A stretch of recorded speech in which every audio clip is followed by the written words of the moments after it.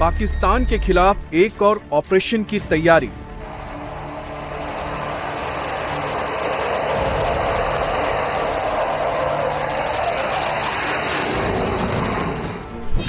आतंकी स्थान पर एक और स्ट्राइक की प्रैक्टिस।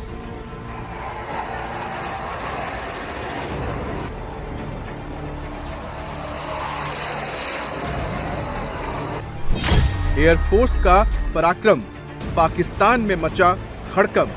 114 राफेल तैयार खरीदने जा रहा है इंडिया। राफेल तैयार हो, फ्रांसीसी राफेल।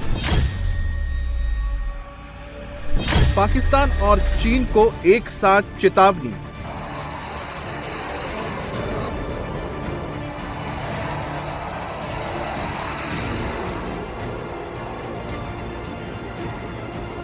ऑपरेशन सिंदूर पार्ट 2 का काउंटडाउन शुरू।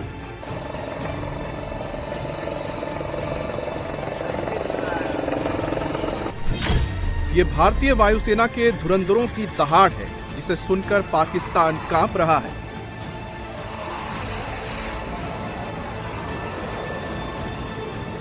ये इंडियन एयरफोर्स का पराक्रम है, जिसे देखकर मुनीर की नींद गायब हो गई है।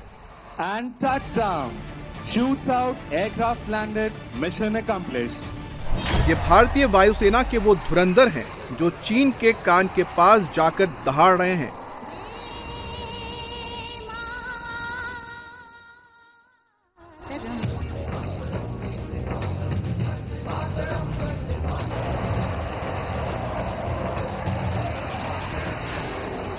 ये भारत की वो वायु शक्ति है जिसे देखकर पाकिस्तान और चीन के चीखें निकल गई हैं। भारतीय वायुसेना ने पाकिस्तान के खिलाफ एक और ऑपरेशन की तैयारी शुरू कर दी है। दुनिया के मैप से आतंकी स्थान का नामो निशान मिटाने के लिए इंडियन एयरफोर्स ने प्रैक्टिस शुरू कर दी है।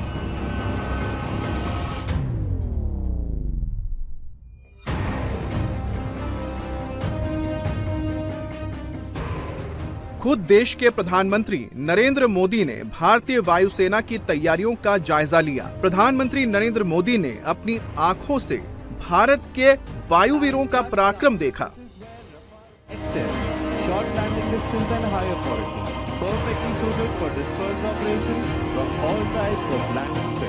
इंडियन एयरफोर्स ने इस बार ये प्रैक्टिस पाकिस्तान के बॉर्डर पर नहीं, बल्कि पाकिस्तानियों के दोस्त चीन के कान के पास की।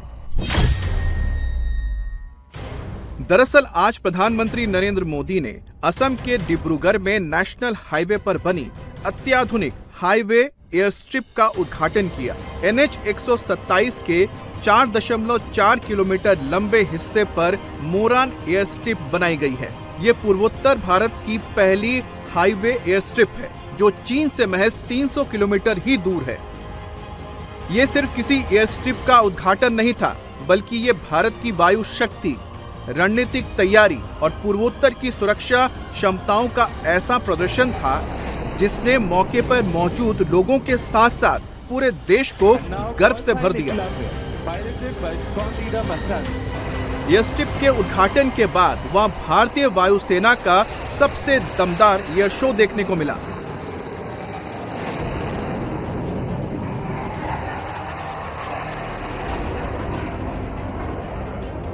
लगातार 40 मिनट तक भारत के फाइटर जेट ने अपना पराक्रम दिखाया। एक के बाद एक 16 लड़ाकू विमान मोरन एयर स्ट्रिप पर उतरे और टचडाउन भी किया और फिर उड़ान भरते हुए शक्ति प्रदर्शन करते रहे।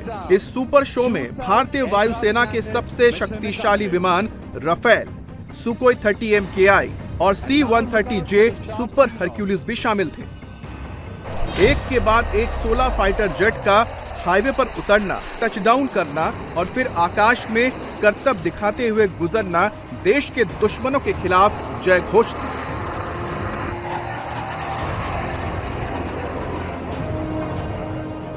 ये एक इमरजेंसी लैंडिंग फैसिलिटी यानी कि ELF है, जो सेना और सिविल विमानों दोनों के लिए इस्तेमाल की जा सकती है। ELF का मतलब है कि युद्ध और इमरजेंसी जैसे हालात में हवाई जहाज को हाईवे पर ही उतारा जाएगा और यहीं से उड़ान भरने की व्यवस्था होगी।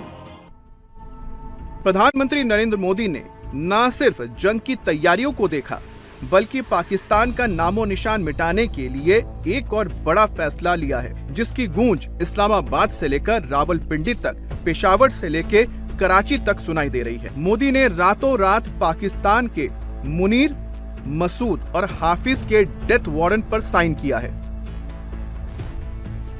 दरअसल नरेंद्र मोदी ने एक ऐसी महाडील कर ली है जिसे mother of all defence deal कहा जा रहा है। इस डील से मुनीर की रातों की नींद उड़ गई है और पाकिस्तान में सबकी हार्ट बीट बढ़ गई है। अगली बार पाकिस्तान से युद्ध में 36 नहीं, 100 नहीं, बल्कि 176 राफाल फाइटर जेट हमला करेंगे। ना रावलपिंडी बचेगा, ना इस्लामाबाद बचेगा। इंडियन एयरफोर्स के पास पहले से ही 36 रफाल फाइटर जेट्स मौजूद हैं। इंडियन नेवी के लिए 26 रफाल फाइटर जेट्स के मरीन वर्जन का ऑर्डर पहले ही दिया जा चुका है और अब भारत फ्रांस से 114 राफेल लड़ाकू विमान खरीदने के लिए एक बड़ी डील को मंजूरी दे चुका है। 114 में से 18 रफाल फाइटर जेट्स तैयार हालत में मिलेंगे, यानी कि उन्हें फ्लाईवे कंडीशन में भारत लाया जाएगा, जबकि बाकी बचे 96 रफाल फाइटर भारत में ही बनाए जाएंगे। ऑपरेशन सिंदूर में पाकिस्तान राफेल की ताकत देख चुका है और अब 114 नए रफाल की खबर सुनते ही पाकिस्तान में सबके हाथ पैर फूलने लगे हैं। फ्रांस से इंडिया 114 राफेल फाइटर जेट्स खरीदने की तैयारी कर रहा है, जिनकी कुल मालियत तकरीबन 3 लाख करोड़ से ज्यादा होगी। इसका एक और फायदा ये होगा कि वो मेड इन इंडिया तैयार करेंगे जेट्स। कुछ जेट्स मेड इन इंडिया तैयार किए जाएंगे, कुछ इंपोर्ट्स किए जाएंगे। तो इस पे आवाम की राय लेते हैं कि क्या अब हमें खतरा है, हमारी आर्मी को, हमारे डिफेंस सिस्टम को इस चीज से खतरा हो सकता है कि अगर फ्यूचर में जंग होगी तो उसके जो नतीजे हैं वो जो पास्ट में हमारे जंग में हुए थे वैसे ही होंगे, या फिर नतीजे चेंज हो सकते हैं और इंडिया को हम पे बढ़तरी हो सकती है कि नहीं। आवाम से जानते हैं। अस्सलाम वालेकुम। वालेकुम अस्सलाम। क्या कहेंगी? देखिए, इस पे कहना क्या है कि अच्छी बात है, हर एक मुल्क का फर्ज बनता है कि वो अपना जो डिफेंस सिस्टम है उसको स्ट्रांग रखें। और आजकल का दौर ऐसा है कि हर कोई ऐसी लाइक कह लें कि वो चाहते हैं कि हमारा डिफेंस सिस्टम इतना स्ट्रांग हो कि कोई हमारी तरफ